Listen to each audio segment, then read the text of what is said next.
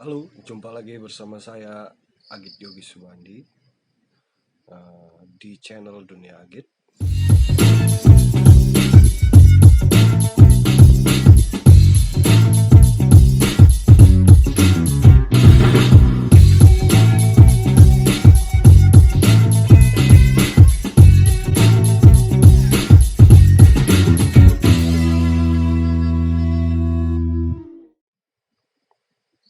Kali ini kita akan membahas soal apa sih fungsi laut, kemudian apa fungsi hukum laut dan maritim.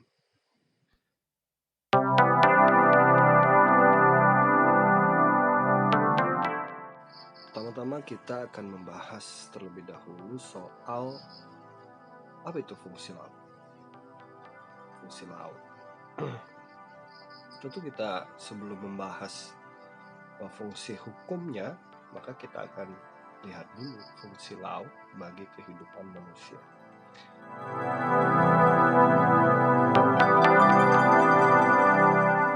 Yang pertama, fungsi laut itu adalah sumber makanan bagi umat manusia. Kita tahu bahwa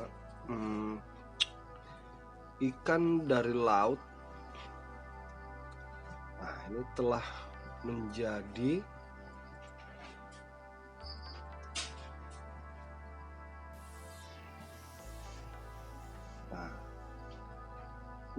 menu makanan bagi miliaran orang di seluruh dunia. Kita tahu manfaat dari ikan laut, udang, piting dan lain sebagainya itu mengandung protein yang sangat tinggi. Oleh sebab itu makanan-makanan laut itu juga untuk memperbaiki gizi setiap orang, jadi sangat diperlukan sekali. Maka setiap negara yang memiliki laut akan menjaga lautnya, terutama sumber daya alam ya yang terkait dengan hayati dan juga non hayati.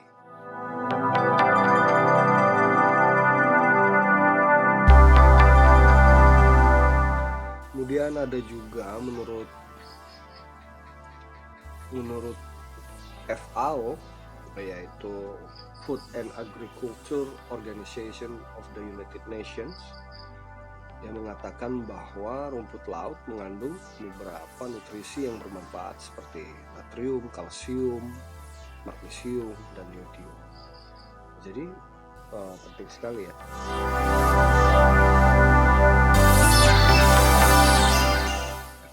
Kemudian sumber makanan, ini ya, yang berkelanjutan untuk masa sekarang dan masa depan. Ini disebabkan oleh pertumbuhan manusia yang semakin banyak ya, semakin banyak dan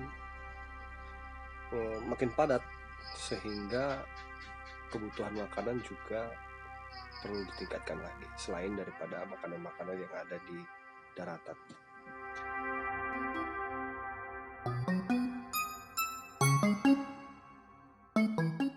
Kemudian yang kedua adalah jalan raya perdagangan. Ini ya. Ini kapal dagang.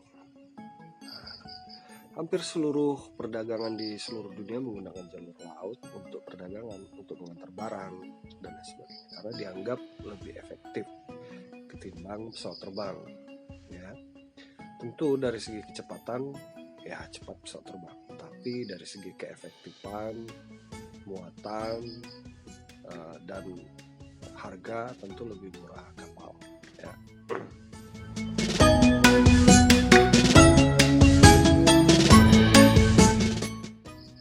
Kemudian yang paling penting adalah bahwa di Indonesia itu ada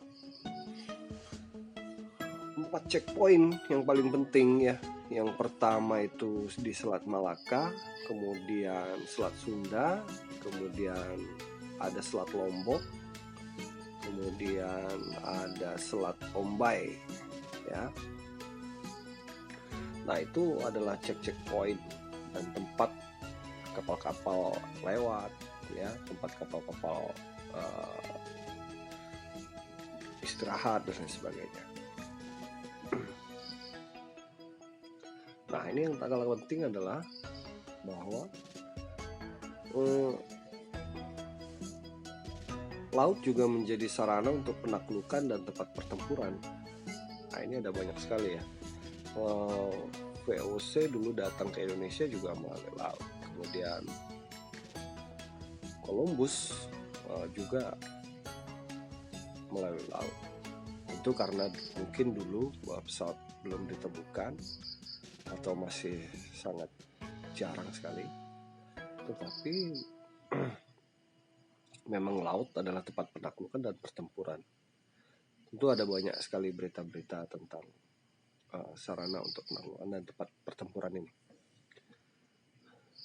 Kemudian tempat bersenang-senang, ya tentu tahu kita semua bahwa laut itu juga tempat bersenang-senang, rekreasi dan sebagainya.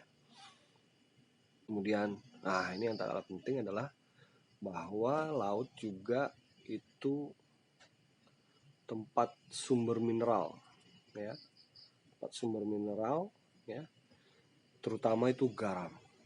Wah, ini garam juga menjadi penting ya untuk asupan yodium ke tubuh manusia.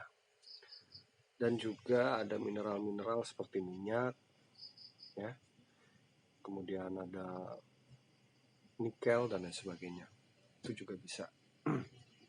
Nah, itu tadi beberapa fungsi-fungsi dari laut. Nah, sekarang kita akan lihat, lantas apa fungsi hukum laut, ya? Kenapa kok hukum laut itu ada seperti itu ya?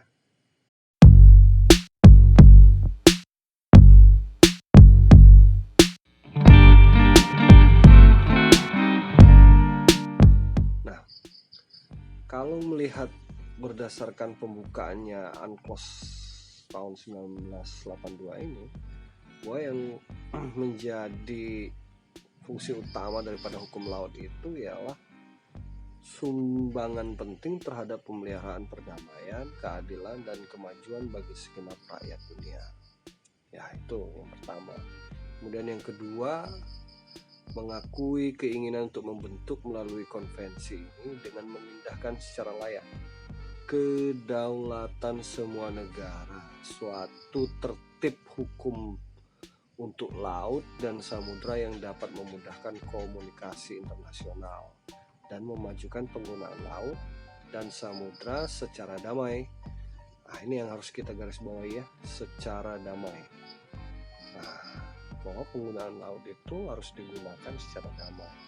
Kenapa? Karena fungsi-fungsi laut itu tadi, manfaat laut itu tadi, itu perlu diatur, karena kalau tidak, maka semua orang atau negara itu akan berebutan, saling klaim dan lain sebagainya.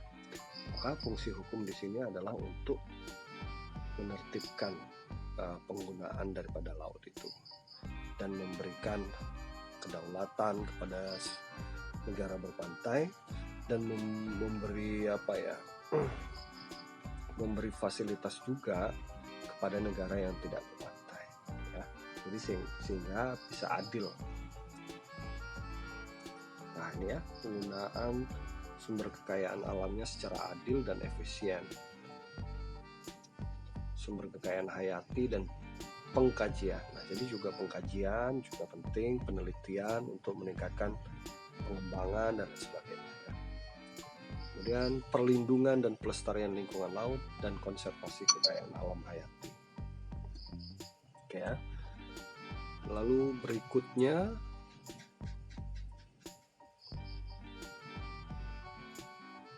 ya, memperhatikan bahwa tujuan ini akan merupakan sumbangan bagi perwujudan suatu orde ekonomi internasional yang adil dan merata, yang memperhatikan kepentingan dan kebutuhan umat manusia. Nah, ini ya, kepentingan dan kebutuhan umat manusia sebagai suatu keseluruhan, dan terutama kepentingan dan kebutuhan khusus negara-negara berkembang, baik berpantai maupun tidak berpantai. Nah, itu ya. Jadi untuk kepentingan dan kebutuhan umat manusia.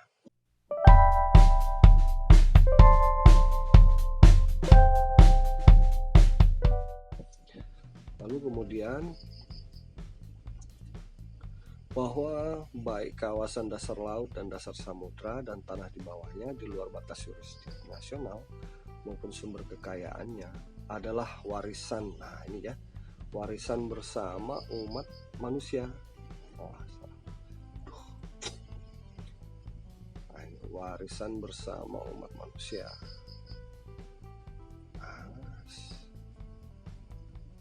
Kok jadi gitu sih? Yang eksplorasi dan eksploitasinya harus dilaksanakan bagi kemanfaatan umat manusia sebagai suatu keseluruhan tanpa memandang lokasi geografis negara-negara, ya itu ya. Jadi di luar yurisdiksi nasional seperti laut teritorial, kemudian ada zona tambahan, laut pedalaman, kemudian landas kontinen. Nah, itu bisa digunakan untuk seluruh umat manusia, bisa dimanfaatkan oleh seluruh negara, ya, yaitu untuk kepentingan umat manusia.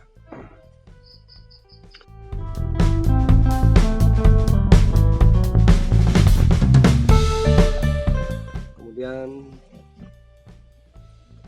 untuk memperkokoh perdamaian, nah ini yang paling penting ya, untuk memperkokoh perdamaian.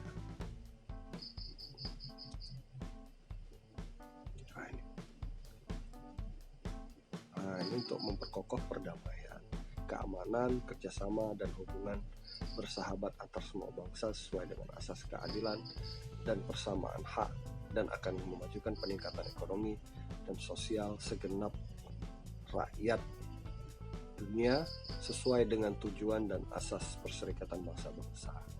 Apa sih asas Perserikatan Bangsa-Bangsa? Yaitu menjaga perdamaian, ya.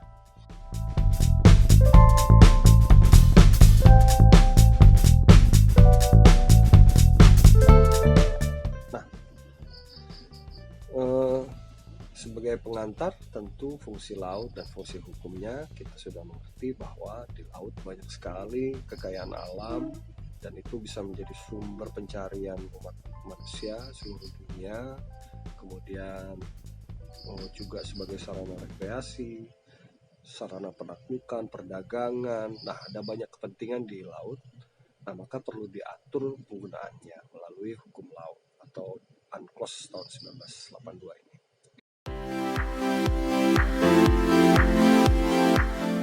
Jadi teman-teman juga harus menambah bacaan lebih lanjut, yaitu beberapa buku yang bisa dibaca, ya, bisa dilihat di sini. Nah, terus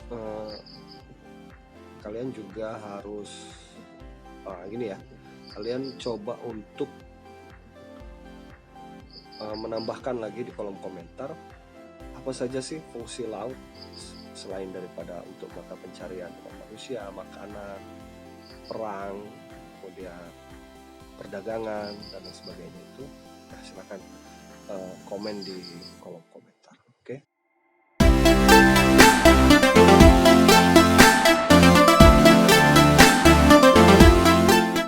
Sampai di sini dulu. Terima kasih sudah menonton video ini.